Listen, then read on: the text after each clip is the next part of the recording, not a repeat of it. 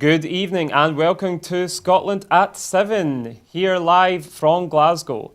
I am Scott Bevan. I am joined here today by Peter Curran. Hello, Peter. Hi, Scott. Hi there. First then, with the coronavirus update.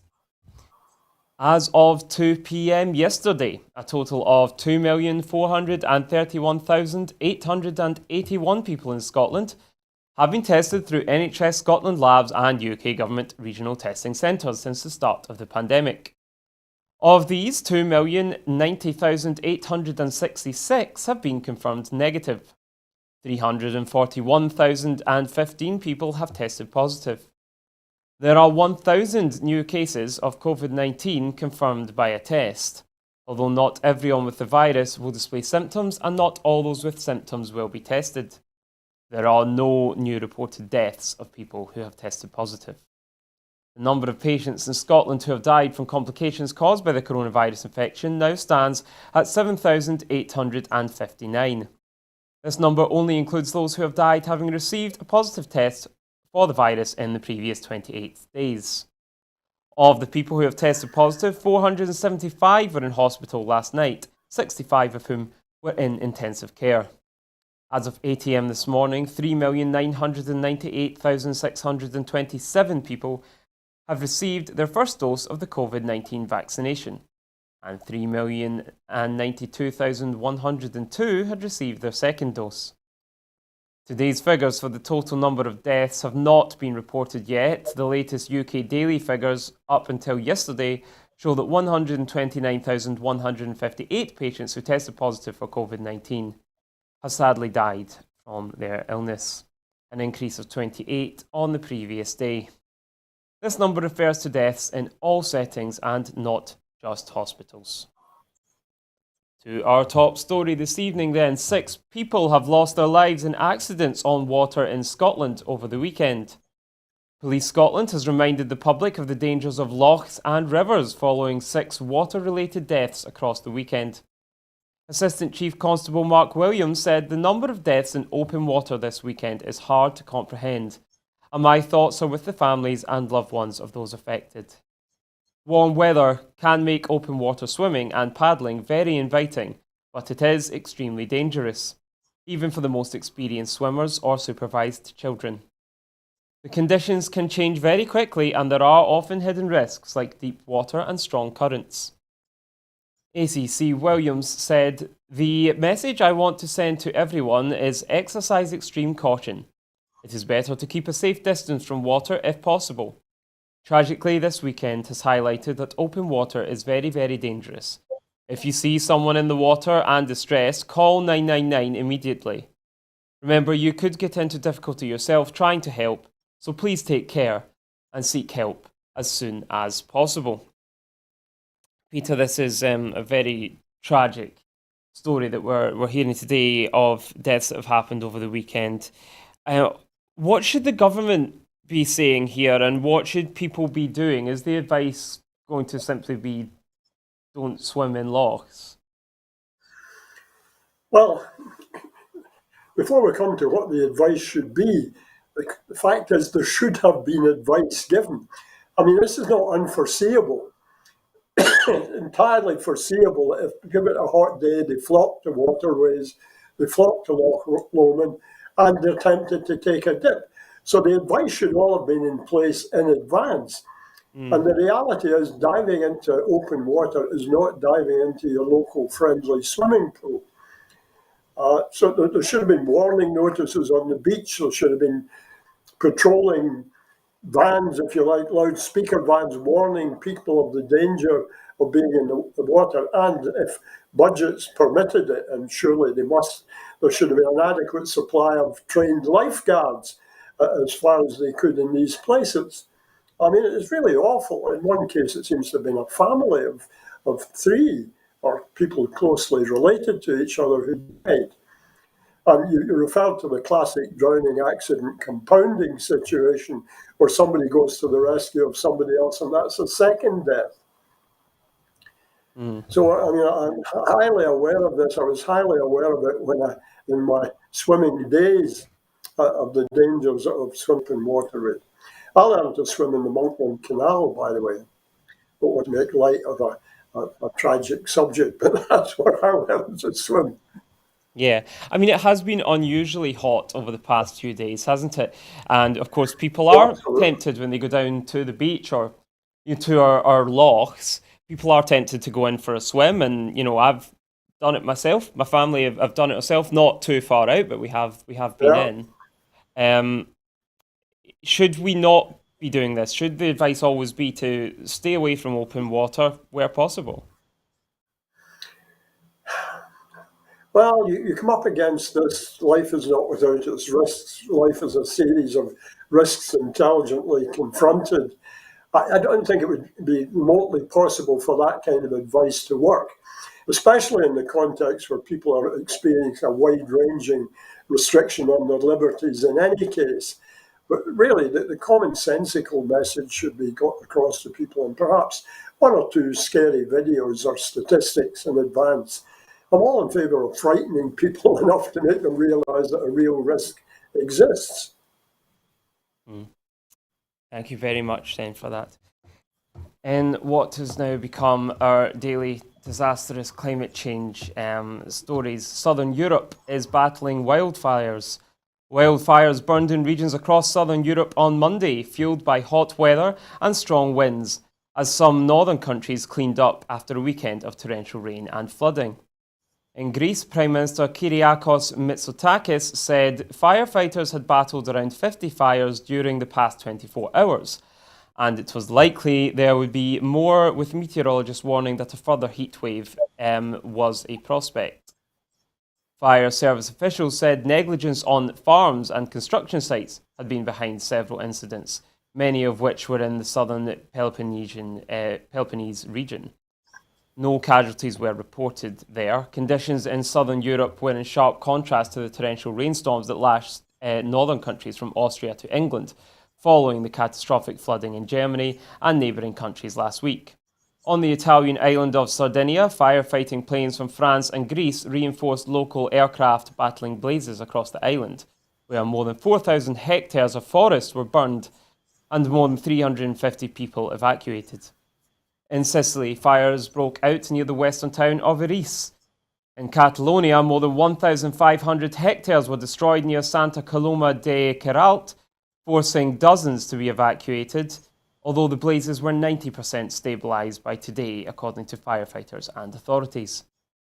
In Laitor, in the central east Spanish region of Castilla-La Mancha, more than 2,500 hectares burned during the weekend before being brought under control, authorities said. So far this year, wildfires have burned across 35,000 hectares in Spain, still some way off the 138 hectares burned in 2012, the worst year of the past decade. Peter, are we starting to see the effects of climate change coming to a head now, faster than perhaps people had thought would be the case?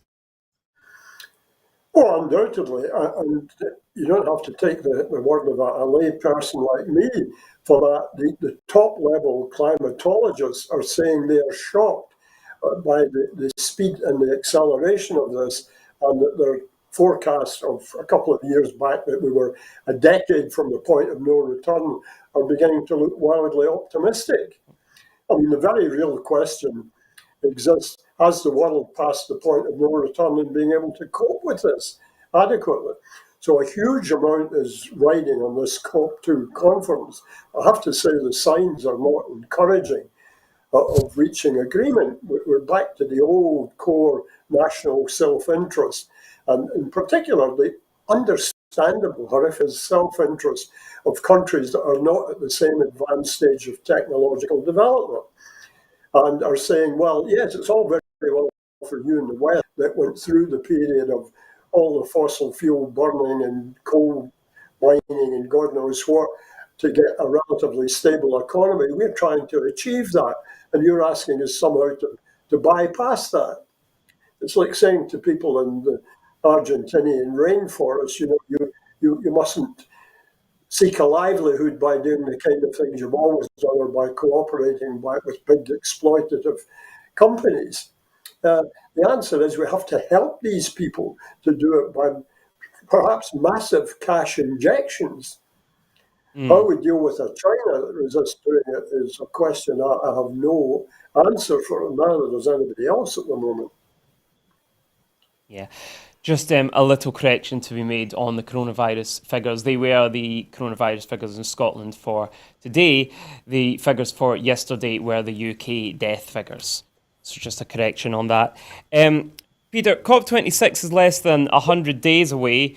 Do you think what's going on will focus the minds of leaders as to what is at stake at this conference?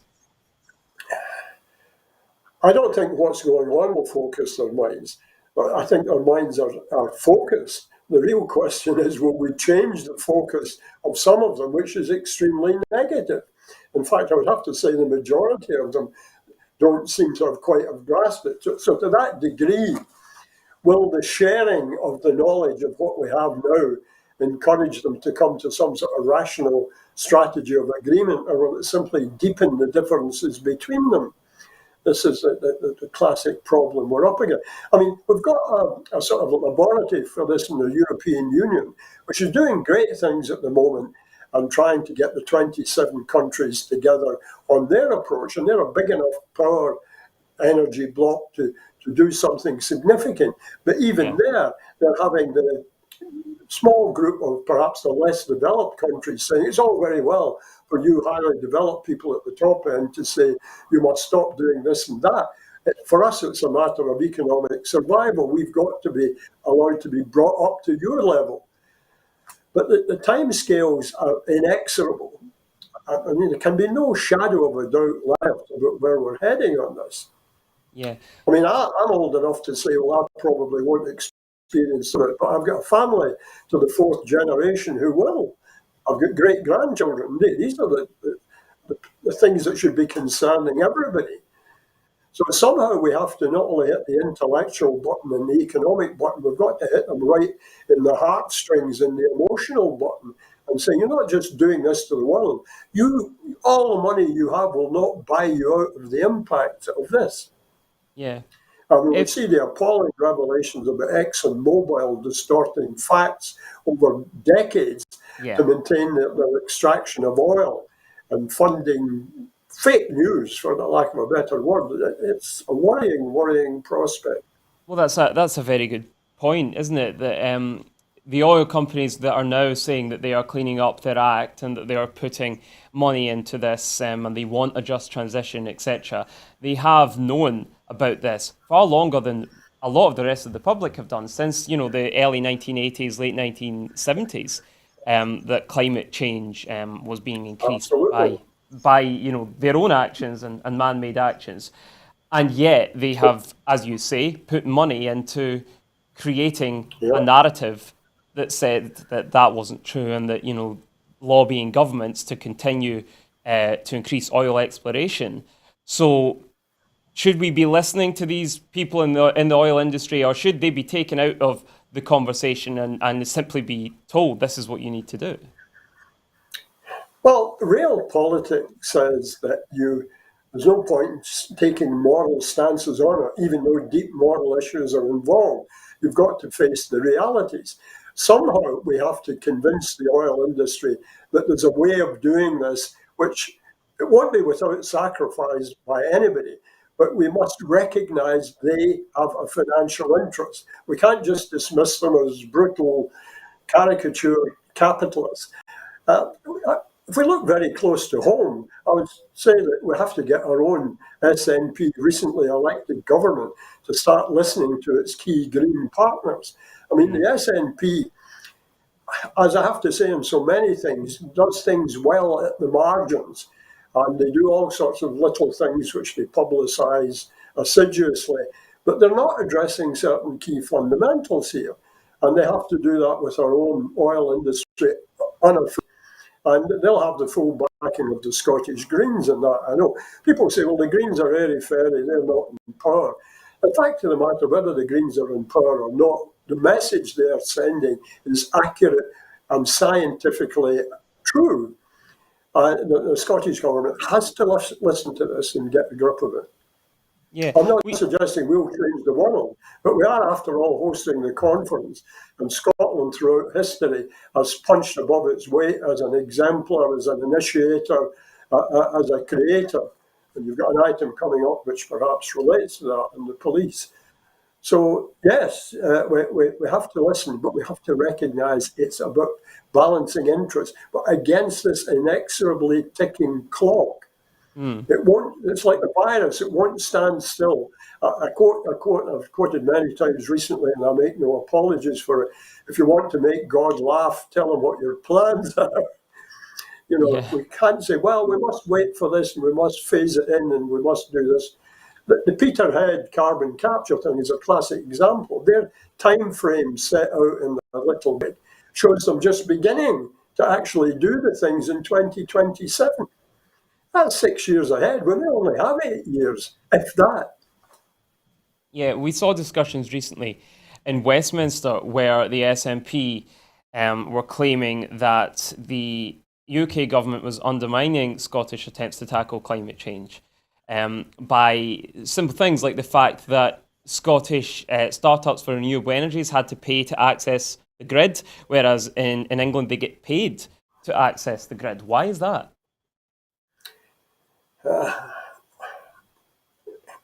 Why? I'm not an expert in energy. You'd have to ask somebody like Commonweal's Ian Wright, who is an expert in energy. The real question is, why is the Scottish government expecting the UK government, which is the state we're trying to escape from, to change the way they behave and to complain about the iniquities of it? All that. I'm not saying they don't have to say it, but so much of it, pure hot a hell of a lot has to be directed to achieving our independence so that we say, well, we're an independent country and we can address our UK as it will be then as another independent country and say, show some sense. Meanwhile, we, independent Scotland, are getting on with the job of doing what you should be doing. So there's just far too many exhortations from the Scottish government, a government whose raison d'etre is the independence of Scotland, trying to make the UK as it now stands work better. I won't say it's wasted effort, but it's marginally relevant. Yeah, if you're a gambling man, then would you say that there's going to be more disastrous climate news over the course of the next few weeks before the summer's out? I don't have to be a gambling man. I'd place an absolute certainty bet on it. I'll have a look and see what the bookies are offering. Except I don't want to be gambling in such a serious matter. Mm, There's no doubt. We just don't know what's round the corner. And people are going to die, livelihoods are going to be destroyed, whole neighbourhoods are going to be delivered a lethal blow that they'll take a hell of a long time to recover from. We've just got to look at what happened in New Orleans. I mean, they still haven't totally emerged from that. And how back does that go? Which was probably undoubtedly climate change related. We can't ever say it's totally due to that. I mean, as the mm, American senior politicians are fond of saying, shit happens, and it happens for a whole variety of reasons. But yes. climate change undoubtedly must be a dominant factor in it. And we're going to see more and worse and faster. Yeah, and exacerbating it. Yeah, and I'm sure that we will be keeping everyone up to date with more and more climate news in the lead up to COP26. Keeping brothers and sisters together, then, legislation comes into force today to help siblings in care to stay together. Part 13 of the Children's Scotland Act 2020 and the Looked After Children Scotland Amendment Regulations 2021 mean local authorities have a duty to ensure siblings are supported to stay together where appropriate. Where it is not appropriate for brothers and sisters to live together, steps should be taken to help them stay in regular touch with each other and to nurture their relationships. The new rules also mean changes in children's hearings procedures. Brothers and sisters will have new rights to appropriately participate with support including advocacy services in children's hearings where contact with a sibling is being considered. Guidance has been published today to help social workers and other practitioners to implement the legislation. The guidance was developed in consultation with children, young people and families with care experience. The The legislation and national practice guidance is a milestone in the Scottish Government's commitment to keep the promise to implement the recommendations of the Independent Care Review, which highlighted the importance of children being able to maintain sibling relationships. So this has been one of the most tragic experiences of the care sector for many young people over years. The key line here, I think, is where it is appropriate. Well, where wouldn't it be appropriate for siblings to stay together in care? The only reason I can think it wouldn't be appropriate is if there was a mutually abusive relationship between them and one was abusing the other. We have actually an ideal platform where the consequences of this are explored at regular levels. A program that my wife and I love watching on television, Long Lost Family. Well, leaving aside the question of children being adopted or given for adoption at birth, there have been the cases of brothers and sisters being separated completely needlessly. And I mean, the sibling bond is a very powerful one. The only sister I had died before I was born, died in childbirth. But my son and daughter have a complex sibling relationship, as all siblings have, but it is very deeply rooted. And I can see the same thing in my two great granddaughters. You know, the thought of them at any point being separated, yes, they quarrel, they squabble, they fight, but there's an intimate sister to sister relationship there, which would simply be a crime against humanity to separate children in these circumstances.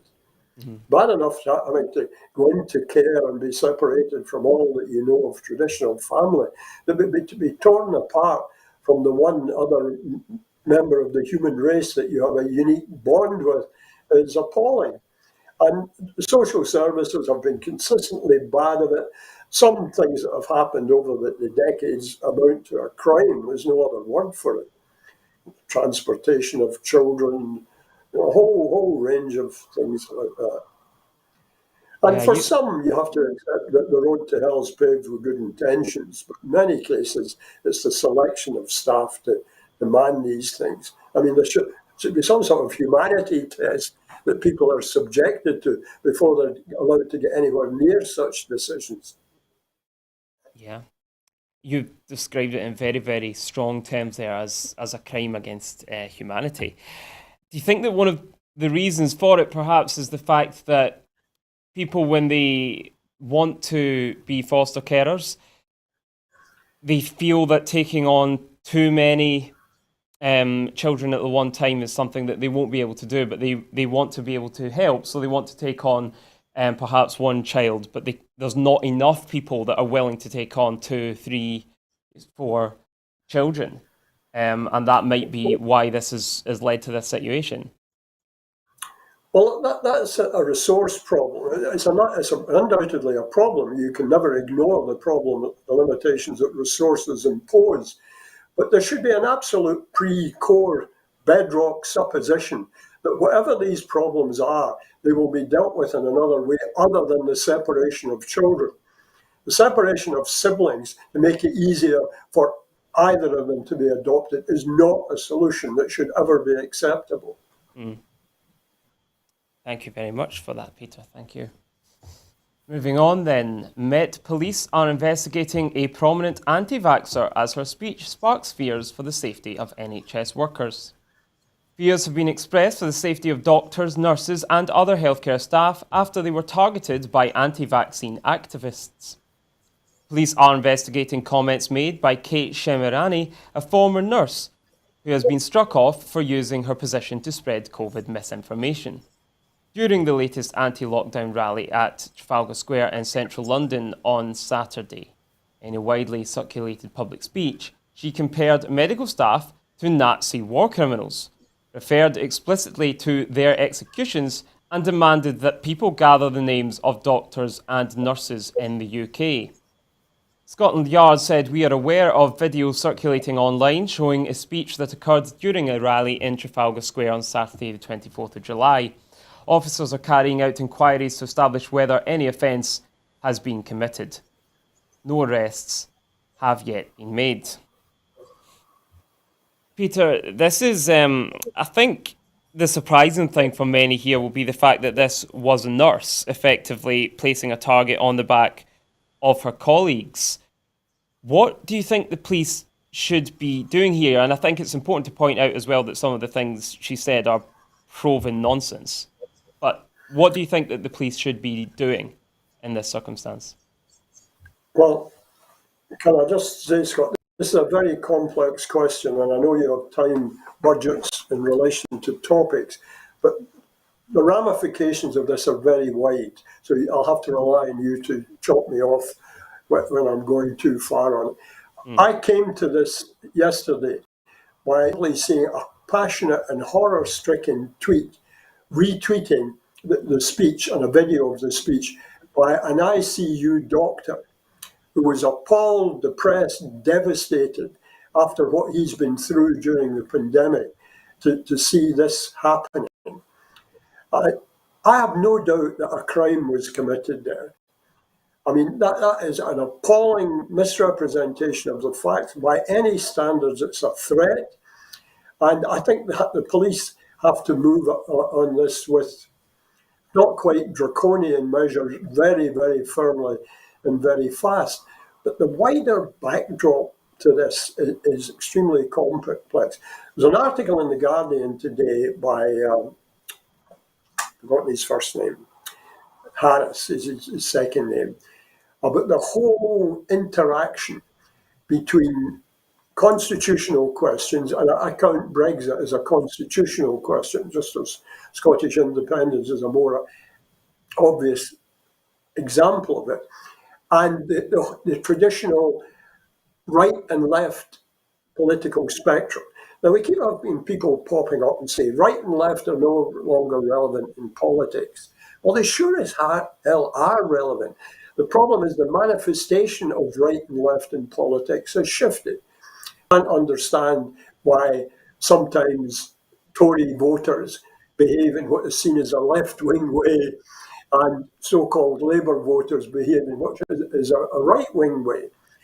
But the pandemic and everything to do with the pandemic, vaccines, fake news, has polarised on the right-left spectrum. And instead of addressing the core problem that we all face jointly here of how do we deal with this act of nature that is threatening all our lives and our economies and our loved ones, the left is taking what they see as traditional positions that fit with the left-wing view of society. And the right are taking positions that fit with the right-wing view of society.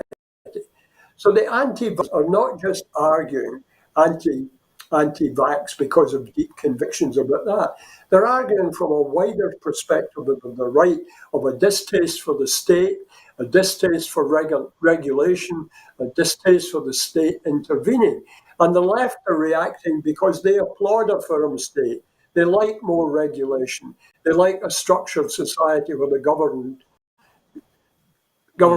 governs and does things. So their liberal conscience is assuaged by that. And in the process, they're driving each other further and further apart. And all of these things, what can you say is the remedy? The remedy is that reasonable people on both sides have to realize that on these crucial issues, they have more in common with each other than they have with their perhaps nominal party position or left and right allegiances. They have to come together. They have to stop demonizing each other and try and address the problem. I just wish that there were spontaneous grassroots groupings to provide that cross-linkage. Yeah. I'd dearly love to sit down in talks on these things with a group of hardcore unionists, not with the media in attention, not with any axes to be ground, but so that we could say, I'm a reasonable man and you are. And the old maxim is, two reasonable men, two reasonable women looking at the same facts can come to different conclusions. And it's the need to find a common ground for moving forward in the face of a common threat that should dominate all we do. Not just a cosy, let's all dance in the daisies together. This demands hard structural work. a curbing and a conscious restraining of our language when we talk about people we don't like, and that being reciprocated. So what should the police do? I think this woman should have been prosecuted. I'm not suggesting she should have had draconian penalties, but she shouldn't have fright. I mean, that was an unforgivable thing to say, in my view. And perhaps I'm breaking the rule that I've just been explaining. I don't hate her. I don't think she isn't motivated by some genuinely held beliefs. But it was wrong. Yeah, I mean, many would be inclined to agree with you on much of that, but isn't this, though, what people have always done? Are we more polarised now than we have been in the past? And where is the line between freedom of expression and a threat to the public? We're more polarised. I mean, I've lived a long life. Not that that's a virtue in any shape or form. It's certainly not due to me. But I've seen change in attitudes across a very long period of time. And yes, things are different. Yeah. We are more akin to Germany and Europe in the early to middle 30s now than we are to our Britain in the 50s, 60s, 70s, and creakingly perhaps into the 80s. But we are polarising. We are becoming more extreme. Things are said that would have been deemed beyond the pale by reasonable people now. And a lot of them are being said by senior politicians. I mean, I've been tweeting today and saying senior politicians should restrain themselves from going on Twitter, because not only do they reveal the poverty of their own intellect at times and a complete lack of any analysis, but they send a message out to I won't say credulous people, but less well-informed people. And less well-informed people can be all levels of intelligence. I've known highly intelligent, capable professionals who hadn't a bloody clue what was going on in the society that they were a member of. We have to become more politically aware, but politically aware in a much more constructive sense. So it's an area for extreme care. John Harris, that's a journalist, always worth reading in The Guardian, and an excellent, very balanced article which exemplifies the points he's making. He's not contradicting himself. He's trying to hold both sides of the argument. Yeah, thank you very much, Peter. Thank you. To international news now. Genocide denial has been outlawed in Bosnia.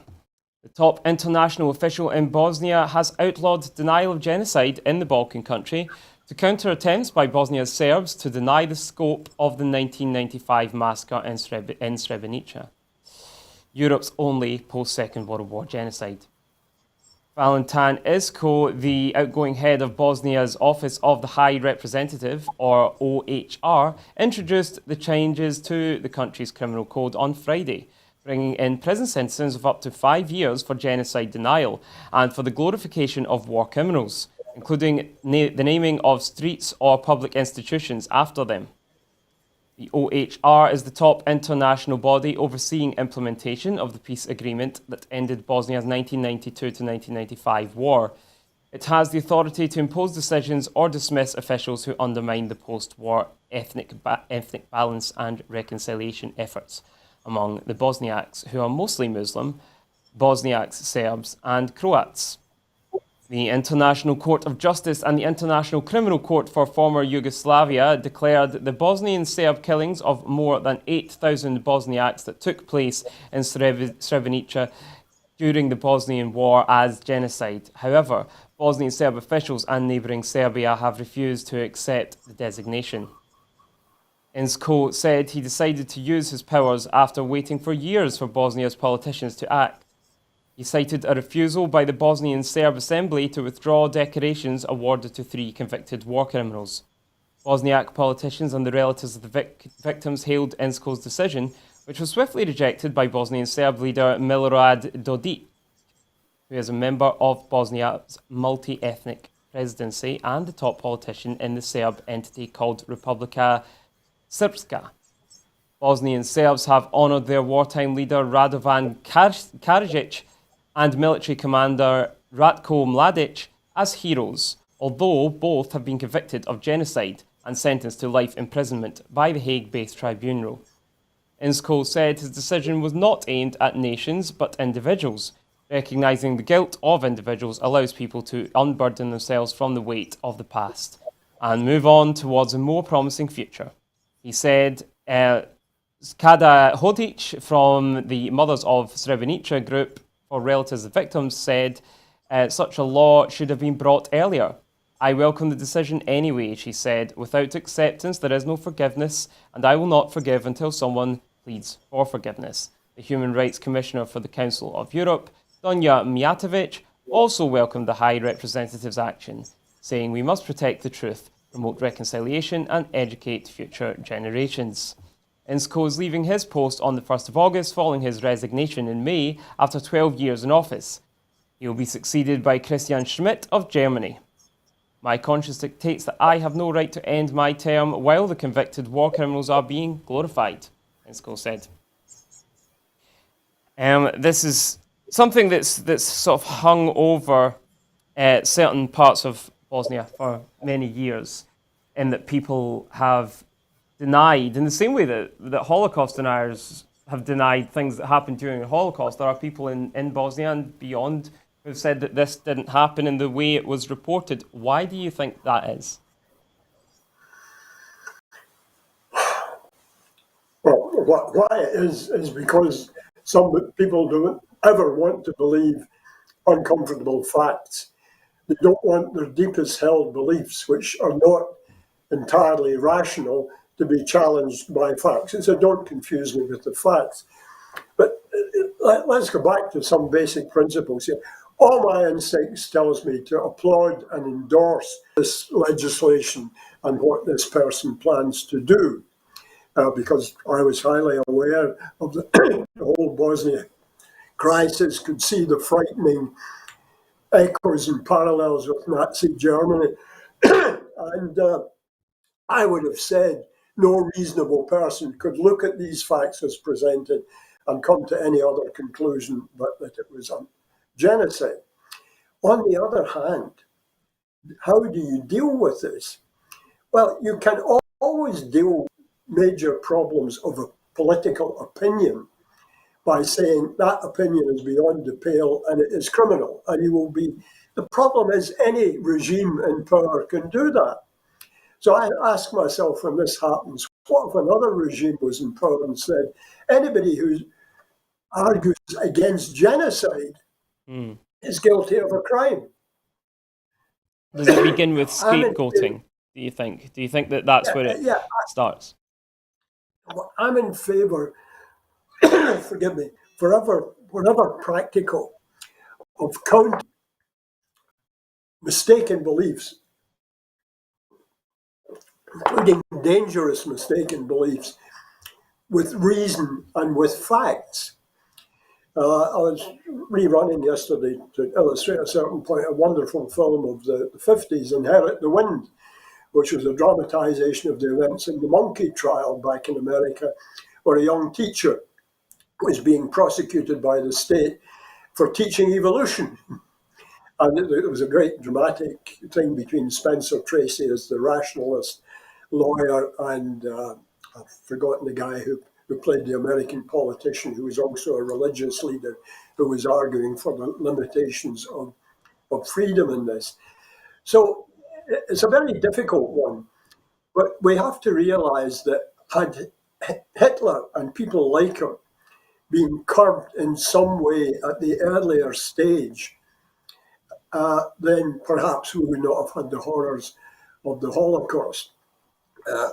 So I'm in a difficult position. I'm on the side of this decision. It's the kind of decision, had I been in their position, I would most probably have made. But I would have made it with great unease, hopefully having tried every other possible way to try and persuade the Serbian population or the Serbian population that hold this view, or the key cadre of politicians that hold this view, that they're seriously mistaken. Yeah. But at the end of the day, any statement in public that threatens the integrity of the state and threatens violence has to be confronted by a state. Yeah. and it's not an easy matter. And we're going to face things like this, perhaps not as extreme in the UK over Brexit, over the vaccine, and British independence coming much more closely to home. So in the meantime, let's pump out the maximum reasonable information. And I appeal to our education system and our schools to try and somehow get across to children, the basic skills of how you evaluate facts, truth, because there can never be absolute truth, particularly in especially in the politics. particularly in the So sort of social media, that's, internet age. I understand. hope that didn't sound Um, too equivocal. yeah, yeah. Moving on then to sport and Tokyo 2020's latest medals. Scotland's Olympians have been underway in Tokyo over the past few days, and we will continue to update you on their progress and any medals potentially coming their way. One of Scotland's medal hopes will be 30-year-old middle distance runner Ailish McColgan, the daughter of former elite athlete Liz McColgan, who won gold in the 10,000 metres World Championships in Tokyo back in 1991. Ailish broke the British 5,000 metre record in Oslo earlier this month, and she hopes to be in medal contention at these games. Liz McColgan has been heavily involved in her daughter's athletic development as a coach, and Ailish has described how she focused on her mum's personal bests as targets throughout her career. She said, "It's her training that has allowed it. There's definitely a family emotional element every time I compete now, because I just want to do my family proud and do the name proud. Having someone who's been there and done it and have that person be your mum is just another motivational factor." The UK have so far picked up 7 medals in Tokyo in the first 3 days, with 3 of those being gold, including divers Tom Daly and Matt Lee, swimmer Adam Peaty, and mountain bike racer Tom Piddock.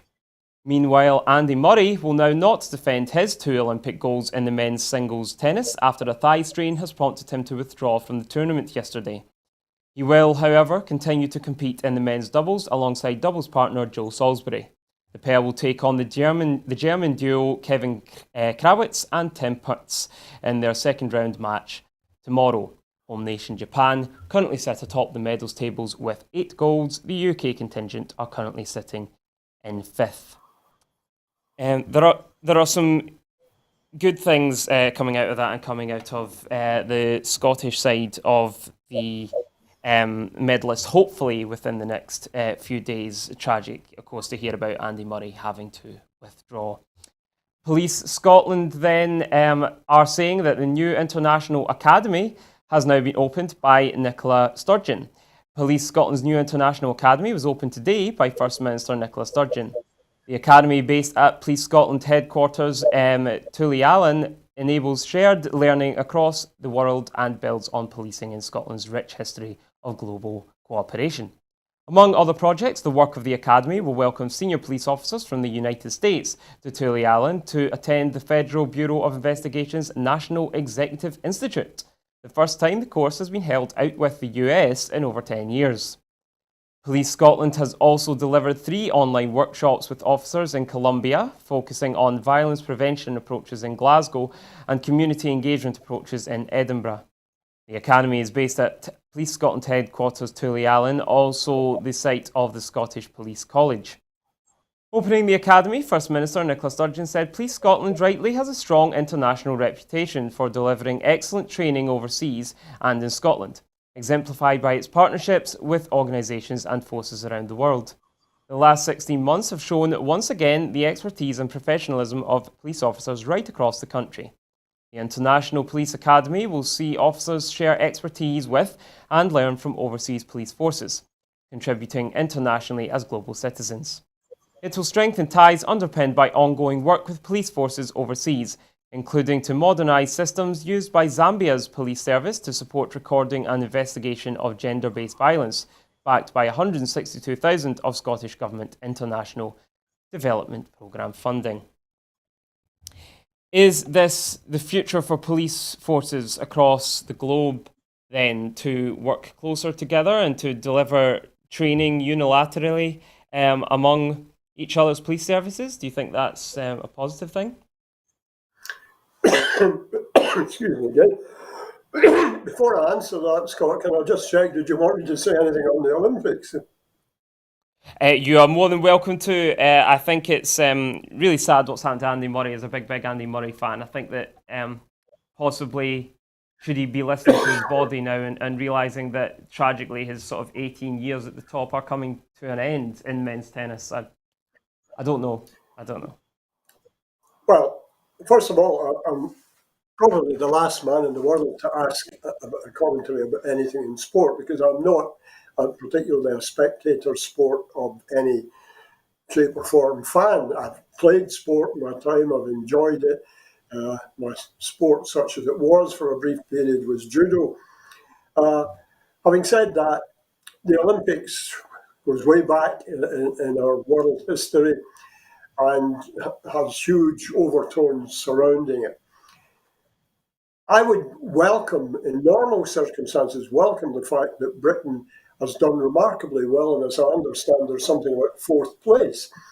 And when you consider that Russia, China, America are drawing from a great pool of athletes, vastly larger populations than ours, Mm. it's quite remarkable and a tribute to these isles Well, of the British Isles that they yeah, should have such absolutely. a Yeah. success.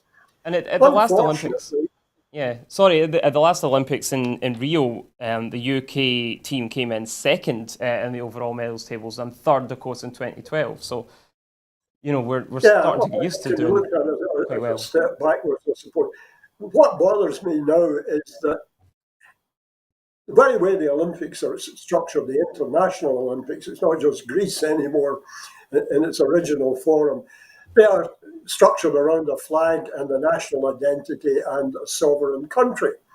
And therefore it becomes like sport, like internationals tied up with politics. Mm. But there's nothing wrong with a bit of national pride. I have no problems with national, not of the Boris Johnson Brexiter kind, obviously. But I suspect that this will be celebrated now for all the wrong reasons. And the reason for that is like a great potential San Andreas fault, the twin, and I see them as twin constitutional questions about Britain exiting from the EU and Scotland wishing to exit from the Union. Nothing will be quite objective in any sphere of life until these questions are resolved and we can operate as independent nations. So that's really all I would want to say Yeah. about the Olympics. And of course, in mentioning Andy Murray, we have to accept that in this context, whether we like it or not, Andy Murray is not a representative of Scotland. He's a Brit in the Mm. term which I abhor, but is widely in use.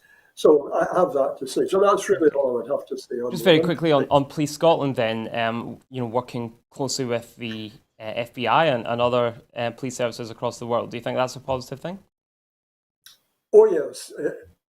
Is again, always with reservations that there are police services across the world which I wouldn't remotely in any way want to be involved with or involved with dealing with supping with them with a very long spoon indeed. But I think Scotland can be in this and as many other areas an exemplar of showing how successful it can be. I have to take it into, however, an area of the constitutional question, which is almost a great unsaid, and people look at me aghast when I say this. But if Scotland is forced by consistent blocks to their aspirations, first of all, to determine the will of the Scottish people, and thereafter to act upon that will if it produces a vote for independence, there will be two crucial interactions if we decide to begin to confront, and we may have to do just that. And one is the police, and one is the army and the armed services. So anything that establishes complex and deep relationships between the police and the Scottish government is to be welcomed. Now, I know that sounds very much like a revolutionary statement, and I'm dead against UDI if it's at all avoidable. But I feel we're being backed into a corner by the UK and partly by the Mm. risk avoidance, long-term can-kicking strategy of the SNP, where sooner or later this thing's going to burst out in some shape or form. And at that point in time, civil servants whose allegiance is to the government of the day, police who are essentially local in our British concept, are local to the state. There comes the question of who is the state at a point in time, and how do the police divide? Because police, civil servants, and everybody else have own political affiliation. But yes, I think it's a wholly a good thing. I hope we do it well. Yeah. And I love Tullyallen. It's one of these place names which I think everybody should envy. It's rhythmic, it's melodic, it's euphonic. Here's to Tullyallen. Moving on to more Brexit-related news now then. Funding has been made available for a seafood sector recovery. 1.8 million has been set aside to help Scottish seafood businesses recover from the severe economic impacts of Brexit and COVID-19. The funding, managed by trade marketing body Seafood Scotland, will support seafood businesses to access new markets within the UK and abroad, including campaigns in Asia, Europe, North America and the Middle East. The work will also include developing a strategy to encourage sustainability and improve quality assurance and accreditation of seafood produce. As major international trade events begin again, together with a number of virtual online events, these platforms will enable Seafood Scotland to engage with buyers to experience firsthand the broad range of seafood available. In Scotland, Buy Local, Support Local campaigns will also encourage growth in the domestic market, capitalising on rising demand for seafood prominence and quality. As the hospitality industry continues to reopen, Seafood Scotland will form close links with leading chefs working alongside them to make Scottish seafood a prized premium item on menus across the globe. Where do you think this money is going to end up? Who's going to get it? Is it going to be the people who need it most, and is 1.8 million going to be enough to plug the gaps in the seafood industry? Well, whatever government offers is never enough. I have to say I'm delighted at the initiative. I think the seafood industry needs to be stood. I have some caution about certain aspects of the seafood industry, like the farming of salmon and health consideration. The fact is, now that we're highly aware of the impact of rearing beef on the climate emergency, and we're going to have to cut back on our consumption of beef. I'm not a vegetarian, and I've got no powerful moral barrier to eating meat, although I must admit being uneasy about it. But the reality of the planet is that life lives on life. I think seafood becomes more important and critical as a healthy food, and a food that does properly handled, does the minimum harm to the environment. So whatever's being given is probably not enough, but at least it's a start, and I hope our seafood industry is adequately represented and lobbying, which is inevitable, adequately lobbied for, and seizes this opportunity and makes the most of it. So I'm delighted by it. Yeah, absolutely. And finally then, a Young Patients Family Fund has been launched. A new fund has been launched to help families with the cost of visiting and providing essential care for their children in hospital. The Young Patients Family Fund will support the parents and siblings of young inpatients by covering expenses for travel, food and overnight accommodation where necessary. Initial investment of $5 million has been set aside for the fund, although actual spend will depend on demand. Public Health Minister Mary Todd launched the fund at the Royal Hospital for Children and Young People in Edinburgh, where she met with Deborah Robertson, whose 10-year-old son Zach is an inpatient receiving treatment for cystic fibrosis. This is a good news, isn't it? We always end on a relatively good news story, and this has certainly got to be a good news story, wouldn't you say? Absolutely. Unqualified good news. I'm delighted they're doing it. Anybody who's ever been in a hospital ward where there was a child, and I've been in such wards and been such a child at points in my life, knows the vital nature of visiting and the contact with the family and the burden that it places on working class families. I mean, I had an extended period as a child in hospital with pneumonia and various complaints, and it was a real economic burden on my widowed mother just to get there. She had to work. She had no choice but to work. She had to work long and irregular hours. She had a very, very slender income. And even a tram fare impinged on that So it's a great item to Yeah. end on, and I'm delighted by it. And would I be right in saying that this was when there were more local services available, so more hospitals were open, there were more services in these hospitals? Now that more and more services are being moved more centrally into Glasgow and other central areas, is this something that's really necessary? Well, that's the great question of the advantages of centralisation against the manifest advantages of decentralisation. In this respect, politically, I suppose I'm a bit of a green. I like the maximum devolution of power Mm, and resource. But yeah. there comes a point, clearly, when you have to look at the economy of resource and the fact that resources are ultimately finite. But they're only finite when you look at what we're expending the money on and what's draining the money away, most of which is entirely dispensable. So if we get our finances right, yes, a good balance between centralisation, where it's the right thing to do, and decentralisation and localisation, wherever possible, Scott, would seem to me an ideal balance. Yes. Well, thank you very much, Peter Curran, for joining us today for that discussion and your views on the news. Thank you. Don't call me Mr. Curran, I'll be offended. Okay, fair enough. You can call me Mr. Bevan. That's fine. I don't mind. Okay, Mr. Bevan, this is Peter, Mr. Bevan. Thank you, Peter. Thank you. Well, we have come towards the end of our programme this evening. We can only do what we do here at Broadcasting Scotland, thanks to your generous contributions and your involvement. So please, if you can, sign up on the website and contribute whatever you can afford to do to help us produce the programming that we produce here, which is not beholden to any government or to corporate interests. Thank you very much and good night. Good night.